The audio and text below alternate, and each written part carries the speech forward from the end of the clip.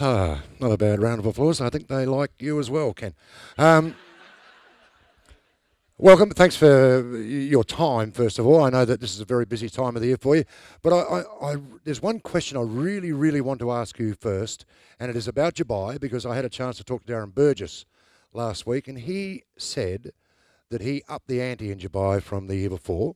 The ante had been upped, and they're going to do a lot more and a lot harder. And at the end of that little session in Dubai, a couple of the players came up to him and said, "Is that all you got?" Yeah, so they came back well. That's true, Baz. They did wonder whether Burjo had any more left in him, but I can tell you when Buddha and I were over there, we seen him, and there wasn't much left. There wasn't a lot left. I didn't think so. We spoke to a couple of players last night about it, and they said that they had not seen the group, the rest of the group, embrace anything like they embraced Dubai. Why is that? Oh, look, there's no doubt last year we went there for the first time. We got a great benefit from it. The boys actually now think it's a secret weapon, I reckon. They truly believe in it. It makes a difference to our football program. We go there. No other club gets to go there. The venue that we go to, and for the poor people, you don't quite get to see it live. It's an unbelievable venue, but your team go there and work their butts off, and you'll be really proud about the way they do it. We are one of the few teams in the world that get invited to that complex. You have to actually get invited to go to that complex, but we go there with the idea that we work like Port Adelaide want to play, and that's right to the end, and they have a real crack at it. And it was an outstanding place to be. There was a frozen yogurt machine there, which Buddha used to smash. But when the prince came in, we had to get out. It was really Secret Service stuff over there. When the big boss comes around, you run and hide, and you're not allowed to near him. But he put everything on. When you got there, it was set up like we were home at Alberton. There was banners, there was signs up. They were Port Adelaide. If you didn't know better, you were living in Alberton. There was no problems at all. They made us really welcome. It was a great venue. And this is a different venue from the first year we went into Dubai. This is the Prince's, if you like, private palace. Yeah, that's right. And as I said, invitation only. AC Milan were invited there after us. They went in there, and so we're first, they're second.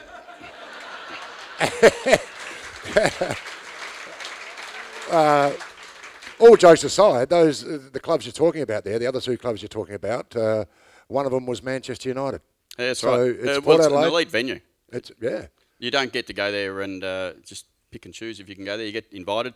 The Prince was very much supportive of the way we supported Dubai, and I think the support that we gave the trip last year with just our comments and our people saying how good Dubai was, because there were some people who thought going to Dubai wasn't that smart. That's right. And initially, that's very true. Yeah, some people thought it wasn't that smart, but we went there, and they now think some stuff that we did was smart. Sorry, mate, I just put my hand up there. I might have been one of them earlier. I'm all for it now. I wanted to go myself, but Burjo said that there is such a thing as being overfit. So I should stay home.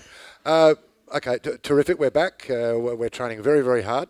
New coaches. We're the acquisition now of Michael Voss, and it's a bit of a restructure in the coaching area. Yeah, it is. Vossi, I mean, I heard you talk about him before. He's an outstanding get for our footy club. David's right, employer of choice. Who would have thought that Michael Voss would want to come and be a part of Port Adelaide? You've got to remember, Michael Voss spent 20 years in Brisbane. He's got a young family, teenage kids. He wanted to get back into the footy world, and he said, no program's going to get me back into the football world for another 12 months. And he looked at the Port Adelaide program and says, I'm getting back into the footy world. So great credit to the football club and the board and all our members to show someone with his credits that this is a great football club and you should be a part of it and you need to bring your family here, and they've certainly done that and fitted in really well. And he's now managing our midfield. We did have a midfield coach there last year. I'm not sure his name left. Yeah. Buddha did most of it. Can't help you. No, we should say congratulations to Phil at Richo. Remember, that's the success you have as a good football club. Richo goes to St Kilda. Phil's now across the road, and who knows, there'll be someone else. I'll come and get Buddha next, and then there'll be someone else, Nixie or whoever else it might be. That's the price you pay. I love the fact that Koshy supports that. You go, well, you're going to lose good people. That's what your program does. That's what it's meant to be. We're the best program in the competition, so people want to get a part of it, and so they should. Yeah, okay.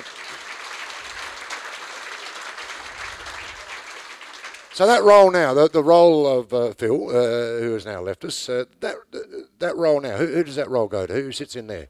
Well, Vossi basically is our midfield manager now, but we've got Serge come on board as well in development, and we've got Josh Carr stepping up in the structure part of the midfield part of the football team. So the inside structure stuff, where Phil did most of it last year, Josh has taken a big step up there, and Michael's taken the lead in the whole of the midfield part. So, and then he also provides us in an area that you wouldn't be surprised he's very good at, leadership. Okay. He's been a premiership captain 3 times, so he provides great leadership for our boys. And I can say the first meeting we had in Dubai in the leadership forum was Michael heading the way. And you must get, you must be flattered. You must be very flattered when you hear. I listened to Alan Richardson talk about St Kilda's pre-season and how they were going and what their expectations were for 2015. And he said on national television, "We will get what we deserve." And I thought. I've heard that before somewhere, that's for sure. But that's very flattering, isn't it? As you say, coaches now going, Phil's gone to Adelaide, Richo gone to St Kilda. They're our program. It's part of our program. Yeah, well, that's the program of a good football club and a successful football club, and that's what happens. You know, not that long ago, some people left the Geelong Football Club that I was involved with, and 3 coaches end up coaching, and you know that's what happens. You just grow, but you've got to do it forever. Yeah. You can't do it for one day or 1 year and 1 week. You've got to be prepared to back it up year after year, and we've been able to do that in 2013 and 14, and we've got to do it again this year, and we'll make sure that we go about that in the right way. Do you know that Burjo tipped it all over you last Thursday night up here? There's a surprise. Well, he said that at the game against Fremantle, that you walked on the ground at 3/4 time. He's not game to say anything to you. That is amazing. You had your game face on. He said that you were a very grumpy man at 3/4 time, and we have to stay away from you. Is that fair? No, unfair. Okay, right. Unfair. He's just taking pot shots. Yep. Okay, let's just move on. We've had some terrific extensions of contracts with players that I'm sure the supporters love to see. They love to see our really good players extend their contracts. Oh no, there's no doubt about that, and that's the program. That's saying to the rest of the boys and to everyone involved in the program, this is a program you need to be a part of, and you need to stick with it. Our whole leadership group is now signed on for a long period of time, you know, and we've just made it's a slight change of our leadership. We've got a little fellow called Ollie Wines that's joined the leadership group. You know, and age is not a barrier. Age should not be a barrier, and it will never be with us. It's not an excuse, and it can't be a barrier that if you're good enough, and you step up and you take that. But our players and our support to our club, we had players at the end of last year who were approached by their management, and doing the right thing by the player, saying, look, there's people inquiring about your availability. What would you like us to do?